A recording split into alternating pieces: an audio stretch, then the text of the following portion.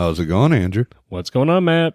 Not much. You had some big happenings in 2 days this last week. Oh, yeah, dude. On Thursday, I got to confer my first entered apprentice degree. And you did very well. It was fun. There was some, you know what I was realizing okay, so one, it's very fun to confer a degree. I was actually kind of looking forward to it. That it is. Two, it's fun because you finally are invited to the club that you can complain about the funny things that happen during the degree. Yep. Because there's always something that that's unique about every degree that'll be like, can you believe this happened? Like, oh my God, his pants fell down. Like, oh my gosh, this happened. And right. So you never know, and everyone who's conferred degrees has some sort of, or conferred multiple degrees has some silly story where I wasn't expecting this to happen. Yep. And so I had a couple of moments in ours that are my silly moments that at the time I was like, oh my God. And now I'm like, it's fun. There's a story here. Oh, yeah. No, and you did really well. And I mean, that first time is always nerve-wracking. And you can practice. And it's still different in the moment when you get there.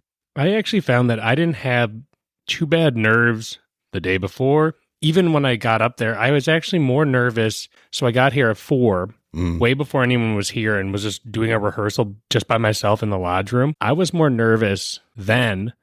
Like when I was sitting at the front by myself, putting the hat on and grabbing stuff, I was like, oh God, I'm doing this today. But then when I went up there to sit down, when we switched spots to do the degree, I actually wasn't that nervous, which was nice. But you can still, even when you're not nervous, nervousness is not the only thing that can cause mistakes. Right. Sometimes it's just like, I've always said, it's like you're on the bike and the chain slips and then you're pedaling trying to find it. And I feel like one of the easiest places to get caught is during the obligation. I got caught there too. And I've seen a lot of people get caught there. It's a silent and still moment of length where it's so easy for your mind just to go, I don't remember. I'm just going to skip. And you're like, wait, what? No, we've done this so many times. Right. It's like, nah.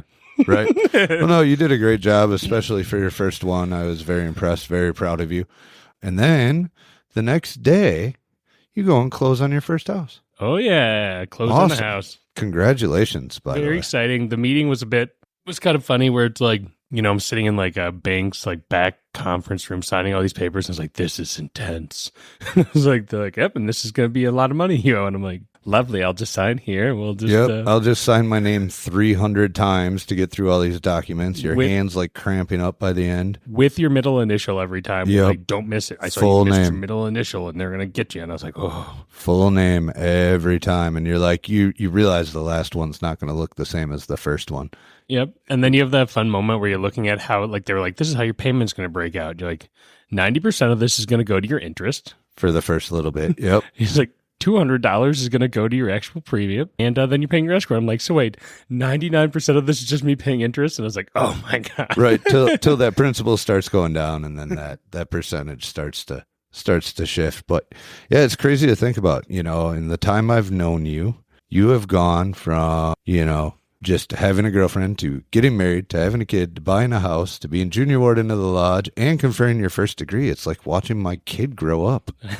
I'm a little old to be your kid, but I get that vibe. Where honestly, even in the last 2 years, so much has happened in my life that it's almost gives me anxiety where I'm like, oh my God. And now Claire's trying to sell the new car that she bought last year, the 2023 model, because it's too small for the kids. She's trying to sell it on Tuesday and buy a new car. And I was oh my God, guys. I was like, Claire, you really need to slow down. Just bought a house. Yeah, but she's like, no, it's a perfect time to do it. And I was like, oh, okay, I guess we'll look at a car on Tuesday too. Why not? Let's spend more money. Well, that sounds more, that I don't know. Both of us will have an interesting day on Tuesday because I'm going to be at the election polling station from 6:15 in the morning till whenever I get out of there that night. I've done that before. Yeah, so I'm kind of looking forward to it, actually. So I'll tell you, from having done 3 of those, and then one of them as the chief inspector, the first one is fun, where you're like, this is cool to see how the election process works, how it all falls together, and doing it, it's kind of entertaining. We're like, this is fun. This is kind of a cool thing to experience. And I recommend it to anyone who wants to volunteer. It's cool. By number 3, you're just kind of like, oh my God, this is a tiring day, actually. This is kind of a lot of work. And, you're not paid, and then you're out super late at night. You're dropping off ballots at some warehouse where they haven't dropped off all the ballots, and you're just like, oh, can I go home? I didn't get paid nothing. And you're just like, oh my God. Right. Like, they just gave me lunch. And then I got to turn around and work right away again the next morning and catch up everything that I didn't get done on Tuesday. So, oh dear God, really looking forward to that. You're going to need some fortitude. I am. It may have not been the most prudent decision to work this election, but it's giving back to the community, and it's a good thing to do. It could be Prudence that led you to doing it as well. Oh, could be. I think we've hinted at the topic enough. I think we have. Today we're going to talk about the crown jewel of the virtues, which is prudence. Loosen up your ties and roll up your sleeves. It's time for fellowship with Matt and Andrew. The views and opinions expressed on this podcast are not necessarily the views and opinions of the Grand Lodge of Wisconsin or any other Grand Lodge or any appended body. Prudence. So we saved prudence for last because prudence is actually kind of involved within every virtue. So I thought it'd be cool to break it kind of from the parts that I would consider all as actions of prudence that kind of also fill in prudence. So that's why we saved it for last. Oh, I thought we saved it to last to make sure we weren't popping our P's too much. What's popping a P? You don't know that term with microphones? If you hit your P's too hard, it pops on the microphone. There's popping P's. Pop. You got to take it easy on the P's. Bippity-pop. Well, so prudence is, I guess, this is how we've used it down. Let's hit the definition first. Yep. The definition of prudence, at least from the Summa Theologia, is a practical wisdom that empowers one to be good and act well in daily affairs, regardless of how mundane or how grand they might be. So when you look at that sentence, you go, that doesn't tell me anything. Yeah, I'm sitting here kind of going, what? So at the end of the day, what prudence kind of comes down to is we talked about how that fortitude and temperance perfect the passions. Mm-hmm.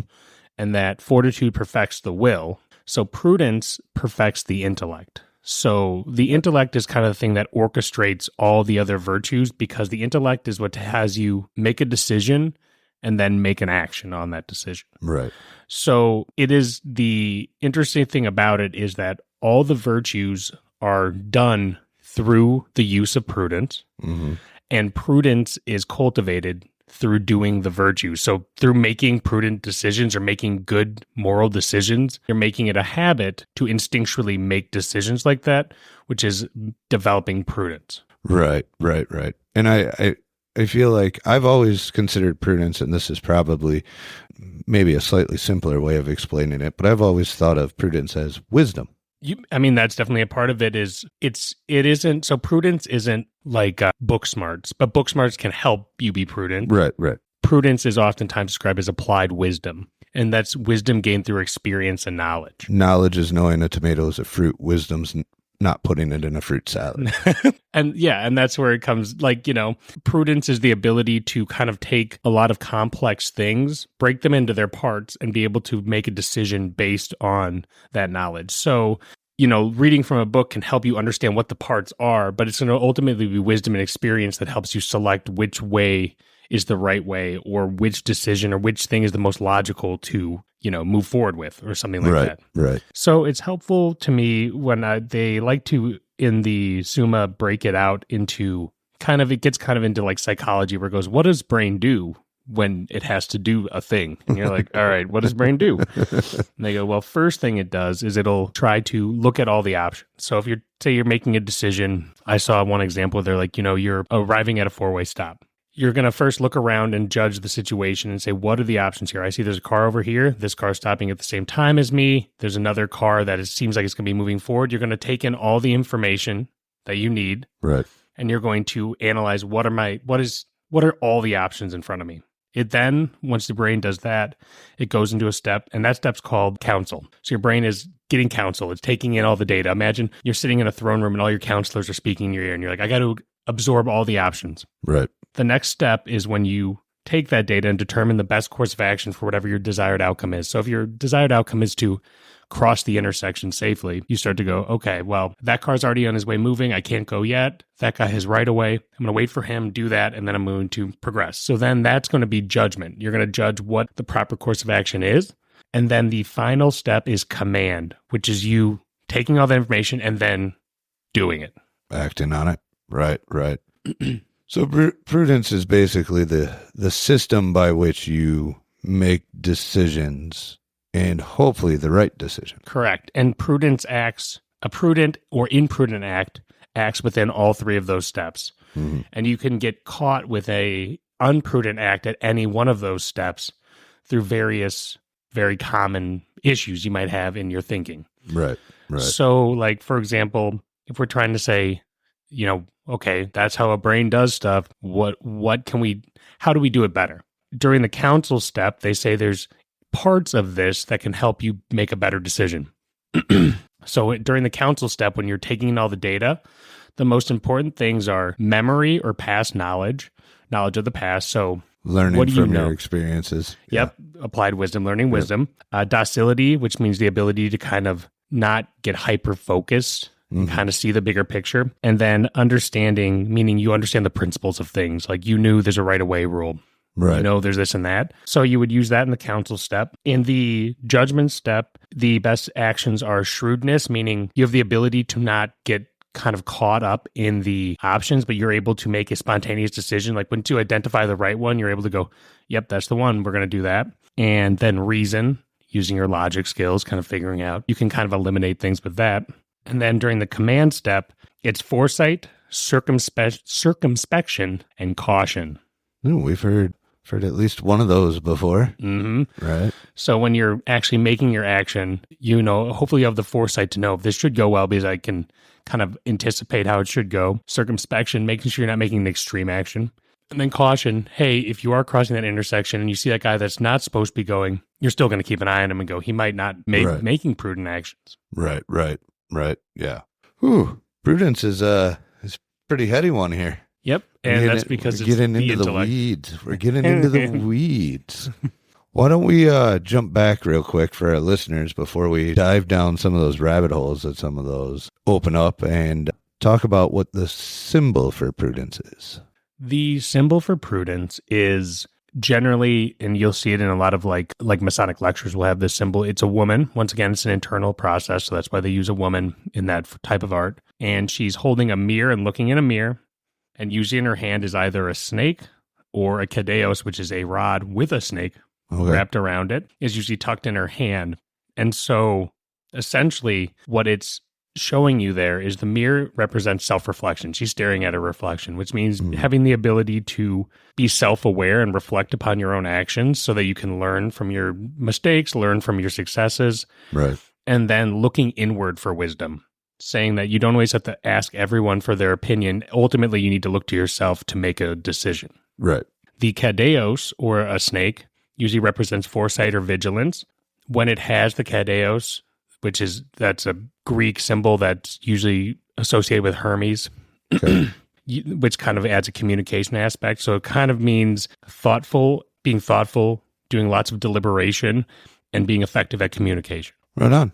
All right. Well, that actually kind of simplifies the subject matter, right? So basically when we're talking about prudence, we're talking about the ability to take your past experiences, apply them to the decisions you currently have to make using all the knowledge all the wisdom that you have gained over your experiences and your learning and all the knowledge you have, because wisdom is predicated on some knowledge, to ultimately come to what you hope with foresight is the proper decision. Yep, I think you could easily describe that symbol as the mirror is for the collecting of knowledge and self-information, and the cadeos, or the snake, is for the applying it and commanding it into the world. It's now that you've analyzed, it's do, and you do what you're going to do with that, which I think is a really cool symbol. Right. No, I agree. I really like that one. That might have to be a future tattoo at some point. I've always wanted to kind of get the cardinal virtues tattoos. They're cool.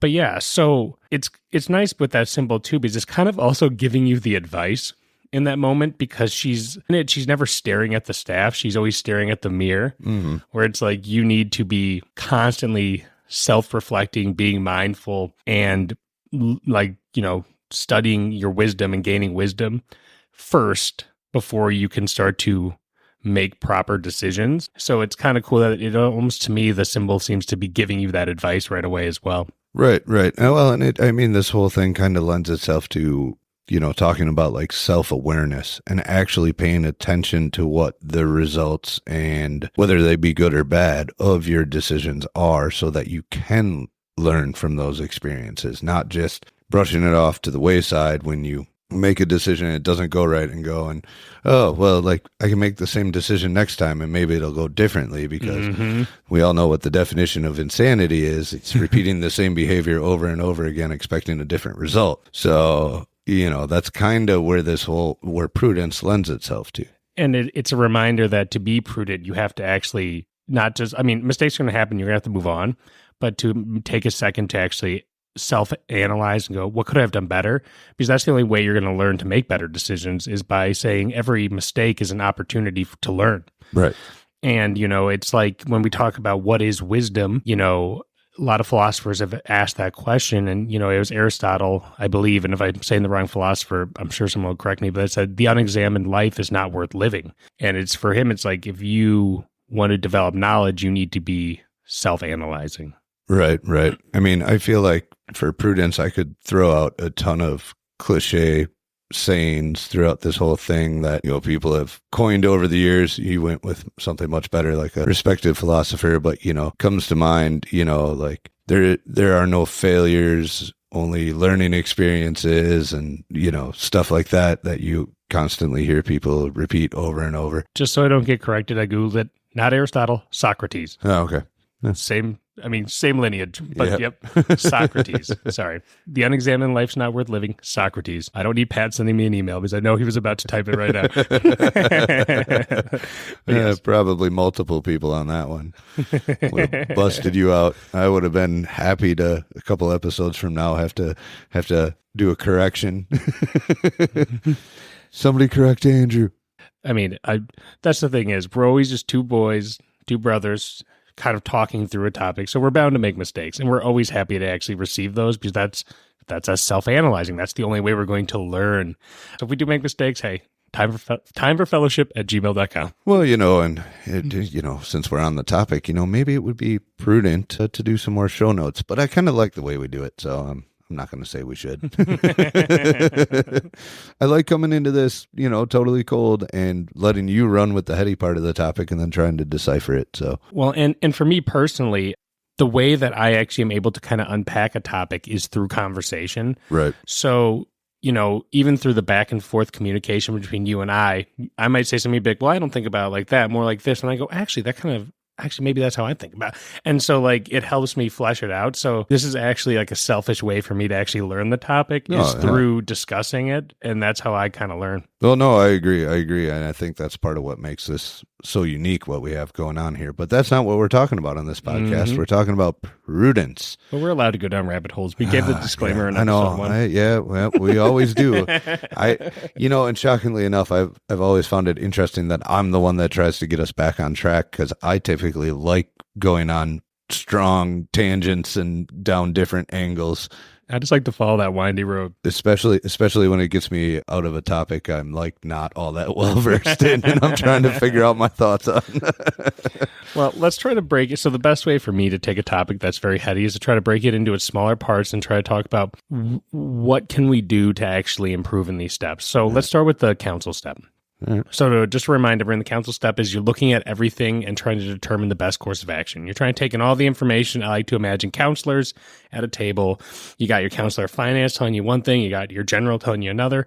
Everyone's telling you their solutions, but ultimately you are deciding which way to go. So if you think of that like a mental process, you're kind of taking in all the information. So the virtues, or the integral parts, meaning the parts that are important that they think helps develop that, is memory and knowledge of the past. Docility, which I actually looked up the specifics, it's not only being indecisive, but it's being easily influenced, persuaded, or controlled. Okay. So in that one, it means you gotta be careful of that. But then there's also understanding of principal things. And then the sins, or the things that can hold you back in counsel, is one of the biggest ones they talk about, is being too hasty.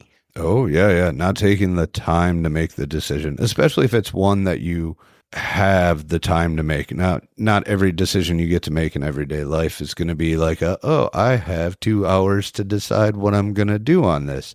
Sometimes it's, do I slam on the brakes right now before I hit that car in front of me? Yep, but then it's like, the thing is like too hasty is relative. So you can be too hasty even in a split second where you're like, I need to slam on the brake or I'm going to, oh wait, I didn't notice I'm on black ice. And you'll be like, okay. So like, Right.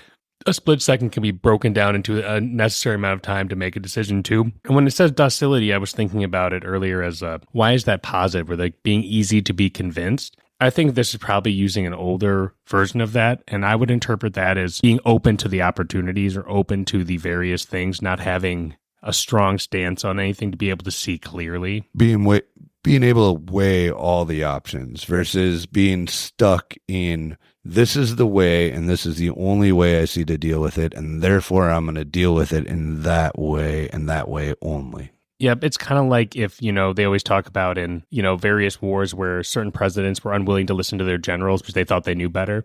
Right. And it's the inability to listen to the council in front of you. And it's like you still need to have an open mind to make a good decision, even if ultimately it's not going with that decision that they're proposing. Well, and you a lot of times see that on the losing side, and I can think of a very specific instance of that coming out of World War II with Germany, where, Hitler was advised against taking on a multiple front war very heavily by his generals, but was convinced that the decision he was making was the right one. Sorry, I've been listening to hardcore history again.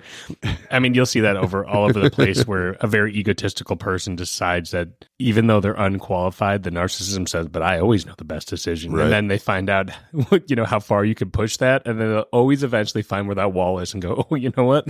I don't know anything about Whoopsies. This. And then they get their just desserts. Well, I mean, and thankfully, to a certain extent, not to follow this rabbit trail too far, thankfully, it's usually the egotistical dictator that makes that poor decision and feeds into that and therefore causes him to lose, which benefits the rest of the world. Yep. Thank God that they're dumb sometimes.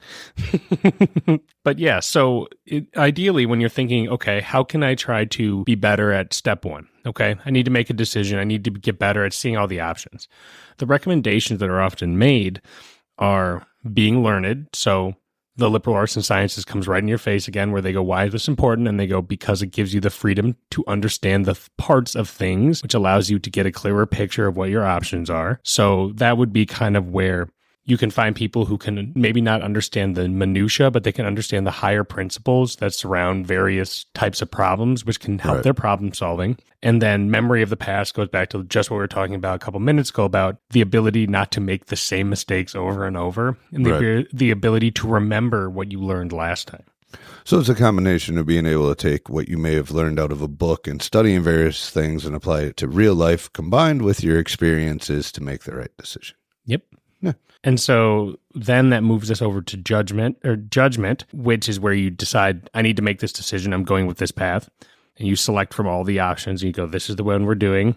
And the strengths to that one are shrewdness, which they call spontaneous action, being able to say, now that I've committed, and I'm not going to try to swerve off. And, then that can make things worse.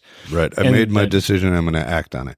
And then reason. So making sure that in that moment that you're using just and clear reasoning. And the sin to judgment is thoughtlessness. Ooh. So where you didn't, which I think applies directly to the reason portion, where you didn't quite think it all the way through before you selected it. You were maybe too impulsive, and it's conflicting because it says be spontaneous in your action once you've identified the right one, but don't be thoughtless about it either. Well, see, and I think where the division is there is that it's saying don't be thoughtless prior to, but once you've decided that this is the course of action you're going to take, be spontaneous in implementing that. Don't wait to implement it. You've made the decision, run with it, go with it, get it done, but don't be thoughtless before you take that action. Well, and if you look up the dictionary definition of shrewdness, like the modern one, it's a quality of having or showing good powers of judgment. So the best part of judgment is having good judgment, I guess. So there's that. Nothing like defining a word with.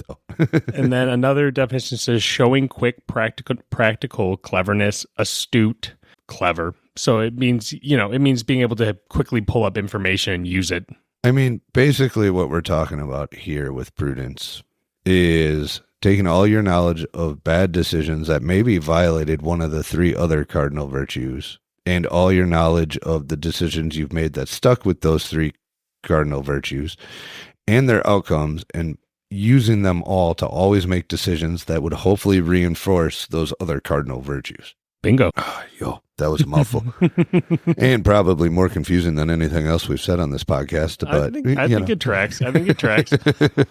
And so after you've made a shrewd and reasonable judgment, you weren't thoughtless, you come into the command where you are going to take the first steps. You're going to start, doing whatever you needed to do.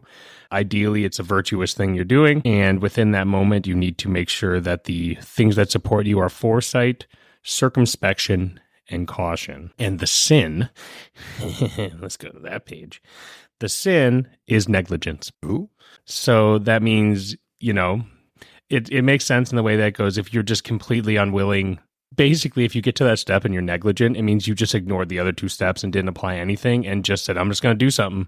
Right. Just going to do it. Yeah. This guy said something mean to me. I'm just going to punch him.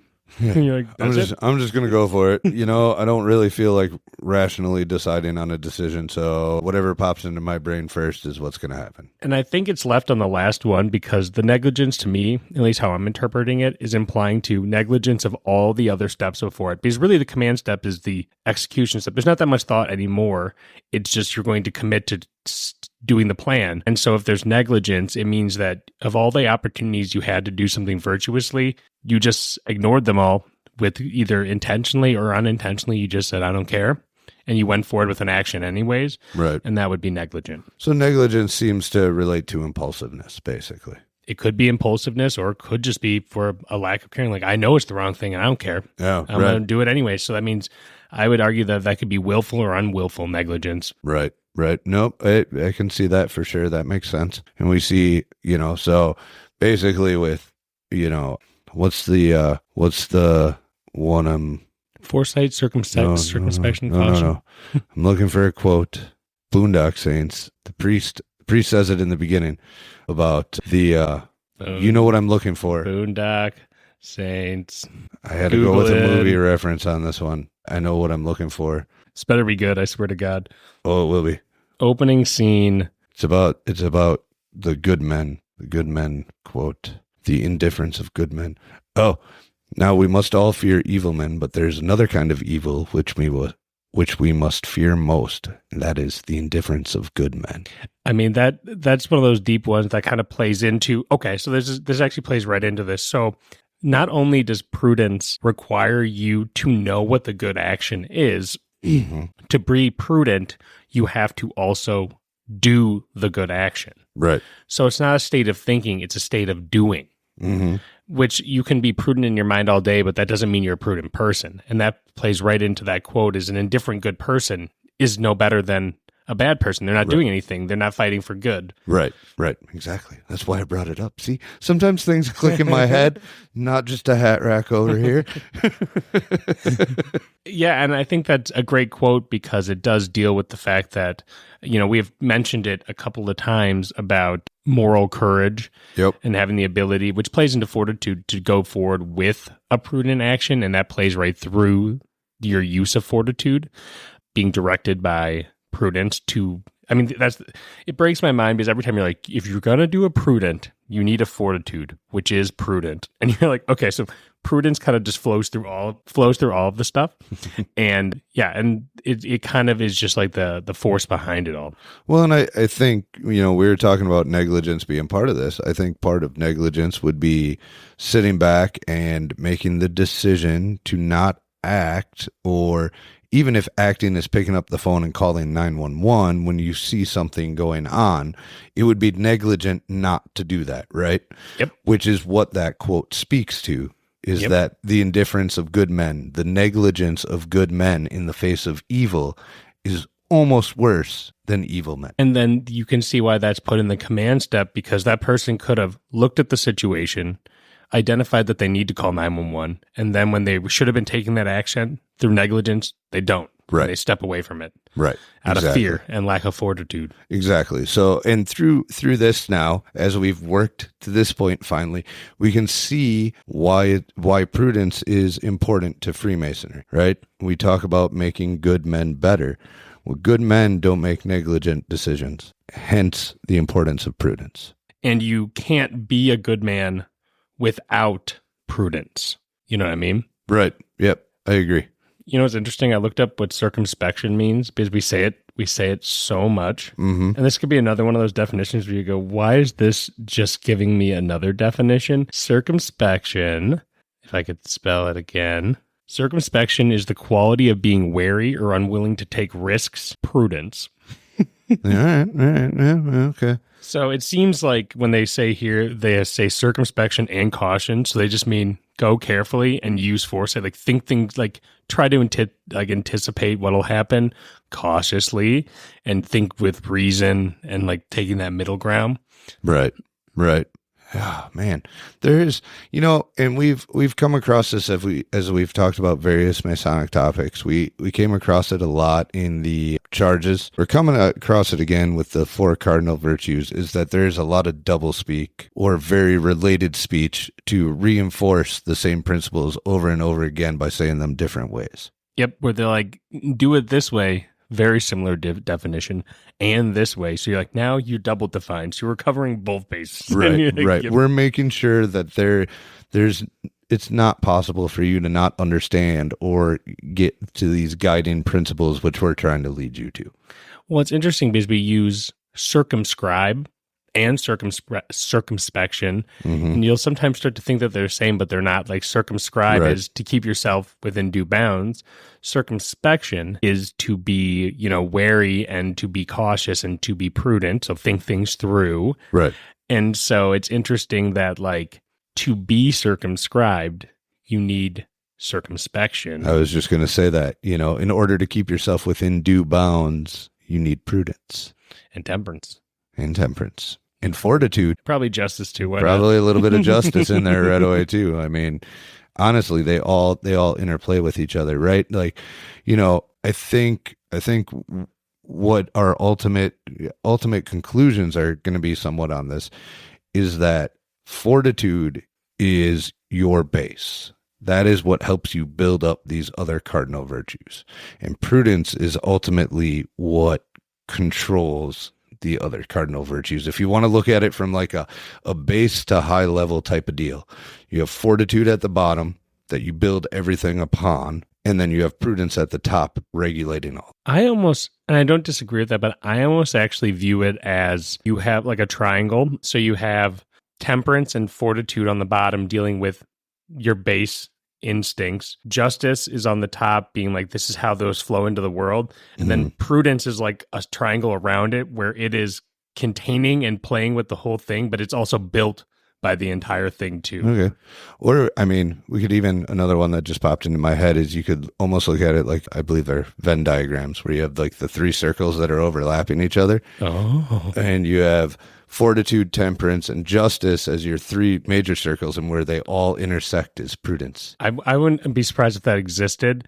And then there would probably be in those the Vesca Pisceses on the sides, the little middle things, there's probably some sort of virtue that you can plug in there and be like, yeah, this is... Right, like some sub-virtue that would like fit into both of them. But yeah, the major intersection of all 3 of them would be prudence. Yeah, I like that. That would work. Because prudence is created, that's the weird thing, is prudence is created by the use of all 3, but prudence is what makes all 3 do stuff. Right. Yep.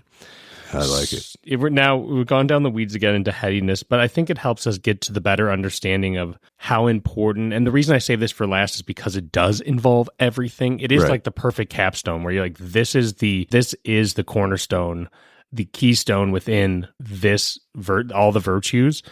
And it's the most important, but it's also one of the hardest ones to cultivate because you need to do all of them to cultivate good actions and good intellect and good reason. So let's talk about how do we think there's some ways to, as a practical person, try to be more prudent?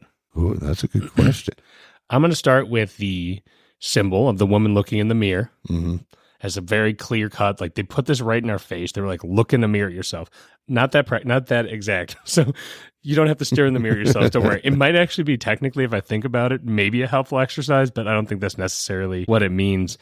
It means self-reflection. And a lot of people do that through various means. There's a lot of ways, like some people will keep a journal. I've seen what I usually try to do a couple times a week is when I'm going to bed, I try to just do a quick walkthrough of my day from now in reverse, which is gets kind of hard to do, but you kind of go in reverse and just to kind of just review your day. Honestly, I probably never finish it because I usually fall asleep before then, but it's kind of a fun way to start being like, how did this go? And then you'll find you'll start naturally when you're reviewing, right? Your brain will start being like, I don't know if I like that, or like, oh, that was cool, that was fun, or etc. And so you can find various ways to self-reflect. And, that means reflecting on like your values. Were these moral decisions, your goals? Was this what you were trying to do with your day? Are you happy with what you did? And understanding how those kind of interplay with one another. I like that. I would say, at least for myself and my own personal experience, as far as how I could better implement prudence in my everyday life would be to slow down. A lot of times we feel like we have to answer somebody's question very quickly. Like, we got to get them this answer. They emailed me this question, or they left me a voicemail, or shot me a text. They need an answer now, or this decision has to be made now, when realistically it's not an emergent situation, and you can slow down and take an hour or two and really think about the decision you're about to make, right? Put the time in to understand what you're doing rather than making the decision hastily and potentially making the wrong one. And I think in our hurried lives these days, in the fast moving world we live in, that is something that a lot of us are guilty of, is making hasty decisions over taking the time to make the correct decision and not just responding right away. You don't have to respond right away. You can take a few minutes. And there's a good point that you're kind of making me think of, where it's even in those moments where you're making hasty decisions, one good use of prudence is remembering the fallacy that if you're making an emotional decision, you're probably making the wrong decision. Right. Because that would be your judgment going, your reason would be like, hold on, we need to slow down because this decision is either very emotionally charged or there's a sense of urgency being pushed on it. Especially you think of like, okay, pushy salespeople trying to trick you into something. Yep. The moment that you feel like you're being rushed is the exact moment where you got to go, I need to slow down. Right. Because that's how they trick you, because that the hastiness is how if someone's trying to sell you a car, they'll be, come on, you got to sign it today. It's going to walk off the lot. It'll be gone by the time you leave. The moment that you feel your brain feeling that urgency is the exact moment where you gotta go, I need to slow down and think about it. Right. And I think you need to, I think it would benefit everybody to go back through their mind, through their past experiences of where they've felt rushed to make a decision and how many times that decision has worked out positively versus maybe not the greatest decision. And remember the next time you find yourself in that situation to just take a step back. And then just remember, who does the urgency benefit? Right. Not you. Another idea that I was thinking about as a way to do it is seeking wisdom. Now, this is going to be a two-parter. Okay. So there's going to be the heady side for the people who are the book learners, and there's going to be the practical side for the people who are the street smart boys. Sweet. So seeking wisdom can be a twofold thing that I think can be really helpful when you're making decisions. It's either studying and learning, so being a seeker of light, that's what Masons like to do, from books, texts, philosophy books, things like that. But I would also argue seeking of wisdom is reaching out to wise people, experienced people within your lodge or within your work or anything like that to get their counsel while you're counseling in your step. I agree. And in fact, there is a quote. If it's from Boondock Saints, I swear. No. This is not a Boondock Saints one. I was thinking of... You're going to have to cut a little bit of this. I'm not going to do it. I'm not going to cut it. You're just going to deal with it. The longer you go, the worse it gets, my dude. Come on, man. Don't do me like that. You better Google faster. People are all staring. People are driving. I am Googling as fast as I can. People are driving and they're starting to pause and starting to look at their radios and be like, what's going on right now? You're just going to make me more nervous trying to find this. I'm putting on the hastiness. What are you going to do? I feel rushed right now. This is a problem. I'm not gonna Give it up till I find You look it. for the quote. I'll talk about one more thing that I was thinking of while you're Googling. So you know how during the Fortitude episode, we were saying, do things you know like to do things to like put yourself out of your comfort zone? Mm-hmm. I think that that's a way to develop prudence is gaining practical experience. So try to actively engage in lots of unique and varied situations, both personally and professionally, to gain practical applied wisdom. And so basically, by opening yourself up to a lot of new experiences and putting yourself out there, you allow yourself to have not only great successes, but great failures. And both are learning opportunities to give you practical wisdom. It's not the one I like that. It's not the one I was looking for, but it'll work. It's actually Proverbs. He who walks with the wise will become wise, but the companion of fools will be destroyed. I mean, that's pretty good. That fits right in with that. Yeah. It's Keep not good the company. exact one I was looking for, but Well, that's one of the biggest selling points that I've seen with higher success with trying to explain what the benefit of masonry is. And it's that right there. It's like surround yourself with good people. They go, how does masonry make a good man better? And there's a lot of ways and things that you can do. But one of its ways is just putting people who are all trying to do the same thing. And you get a lot of varying wisdoms in a room to mentor and be friends and to be company with one another. yep, exactly.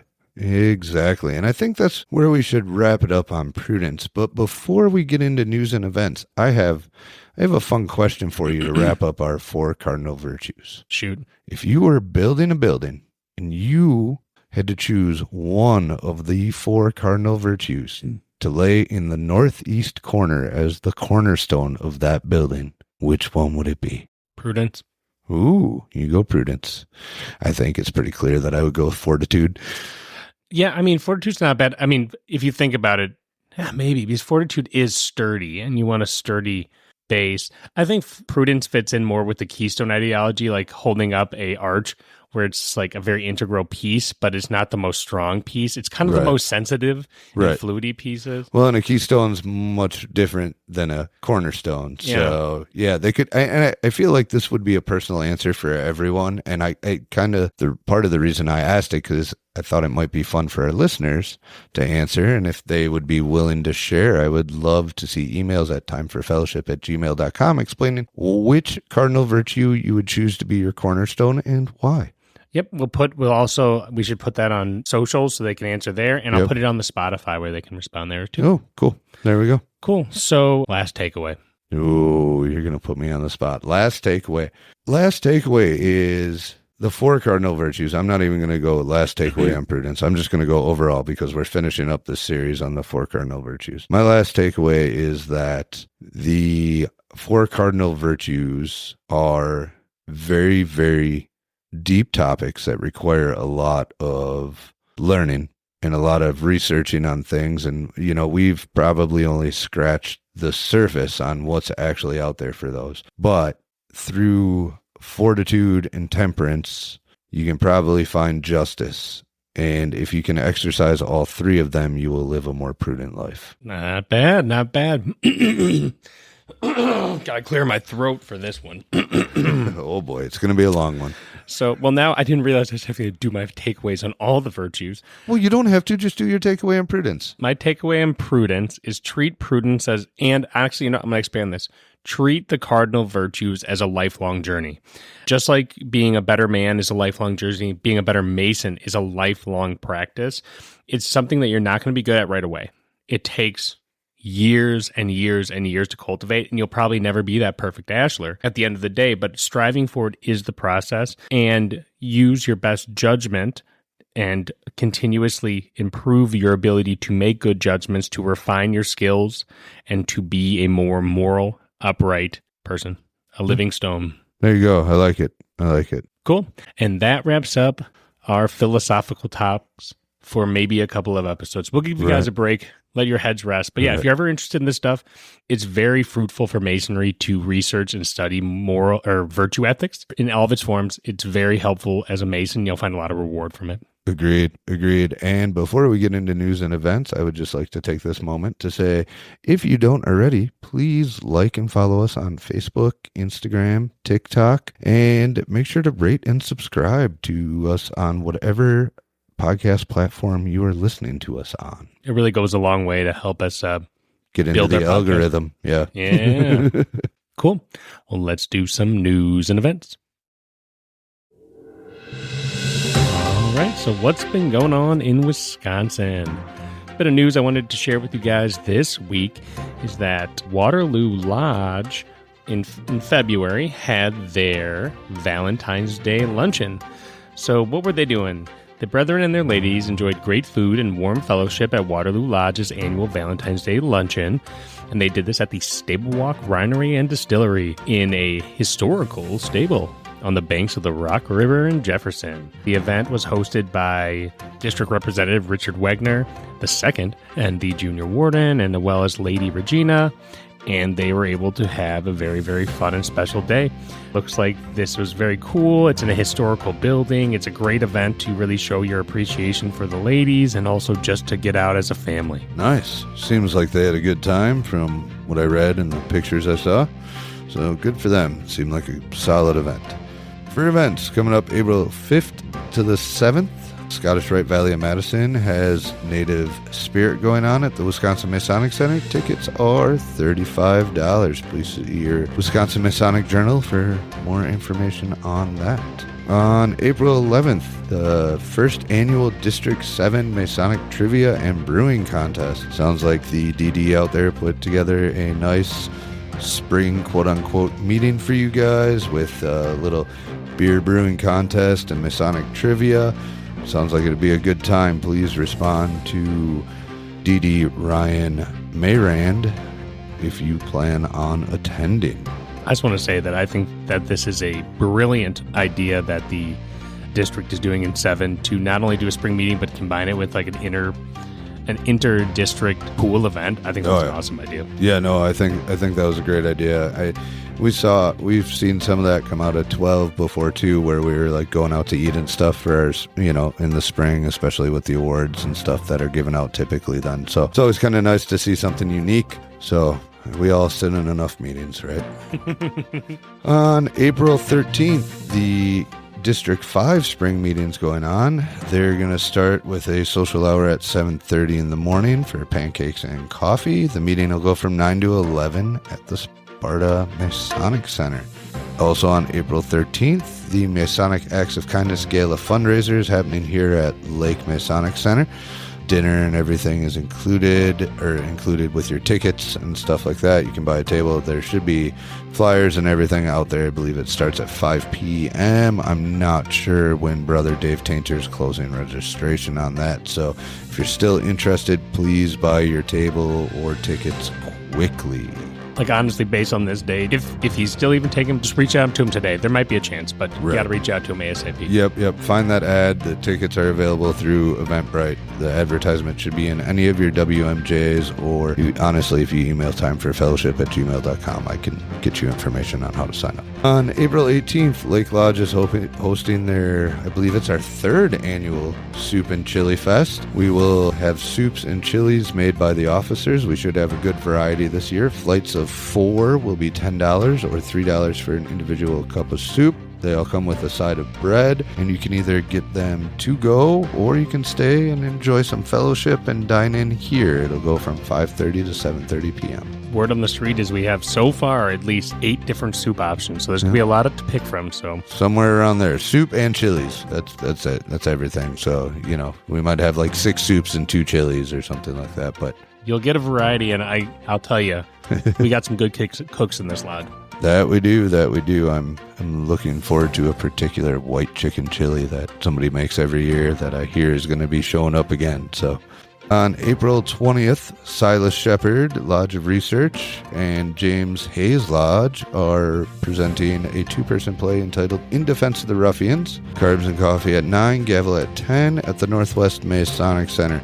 And now that the Northwest Masonic Center came up, there's also a District 12 School of Instruction happening at the Northwest Masonic Center on April 6th, 8:45 for coffee and carbs. School of Instruction to follow. I backtracked a little bit there, but I wanted to make sure to get that plug in. On April 24th, Valley of Madison Scottish Rite Spring Reunion will be having the 4th, 14th, and 16th degrees. On April 27th, the Valley of Madison Scottish Rite Spring Reunion will continue with the 8th, 9th, 10th, and 32nd degrees. April 29th is the District 12 Spring Meeting, which will be held at Nico's Pizzeria. Please stay tuned for more information from your DD on how to RSVP for that. Also on April 29th, Ozaki Lodge number 17 will be having a table lodge and fish boil. Looks like doors open about 5:30, and then they're going to be doing an opening thing at 6, $25 a person, and all Masons are welcome. Please get your reservations in by April 25th to Worshipful Master Schroeder. I'm sure you can find his email out there. You can always look up Ozaki Lodge on OLP. On April 30th, there will be another Masonic Education Symposium hosted by the Education Committee, which will be an online thing over Zoom again at 7 p.m. You should see the login information come out about a week beforehand, so keep your eyes open in your email for that. The topic for this one will be the Morgan Affair. Ooh.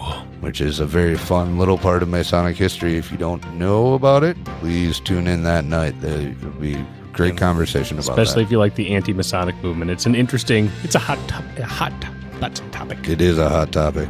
All right, and finally on May 3rd, Wisconsin 13 presents Trivia Night at the Brookfield Masonic Center. Doors open at 6. Game starts at 6:30. They'll have prizes for first place, second place, and best team name.